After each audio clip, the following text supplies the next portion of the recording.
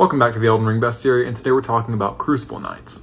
So although we don't really know what the Crucible looked like or even what it was, we do know it was the source of all life and it would later become the Erd Tree, and where the Crucible represents violence and chaos, the Erd Tree represents order. But in Godfrey's time, the Crucible was not yet seen as something gross or wrong. It was still a symbol of divinity. The Crucible Knights were warriors who followed Godfrey into battle and wielded the Crucible at their will. They weren't victims of the Crucible like the Misbegotten or possibly the Omen. They could actually summon aspects of the Crucible like horns, tails, and wings at will to fight their enemies. Now, there are two variations of Crucible Knight, the Sword and Shield Axe Knights and the Spear-wielding Tree Knights. The axe symbolism of the Axe Knights obviously invokes Godfrey, whereas the tree symbolism of the Tree Knights evokes the Erd Tree and, by extent, the Crucible.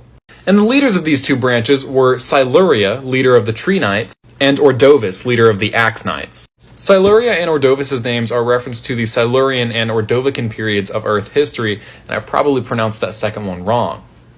But that naming scheme itself is a reference to the fact that the Crucible is the primordial form of the Erd Tree, so it's the past of this world. As we learn, however, the Crucible eventually came to be seen as a sign of impurity. Growths like horns, fangs, tails were seen as wrong or disgusting, and people who had them were seen as cursed. And Godfrey was, of course, eventually banished, which means the Crucible Knights, who, for whatever reason, stayed behind in the lands between, were no longer welcome in their home. So now we can find the Crucible Knights mostly wandering or serving new masters. An Axe Knight protects Lady Tanith. Two of the Tree Knights can be found wandering around Landel. The first one you'll probably run into is the Axe Knight imprisoned in the Stormhill Everjail. The Crucible Knights offer an interesting look into the history of the lands between. For one thing, the ritual sword and shield talismans are almost identical to the Crucible Knight's great sword and horn shield. Maybe the ritualistic Colosseum battles were done to honor the Crucible Knights, or maybe the Crucible Knights were selected from the best of the duelists.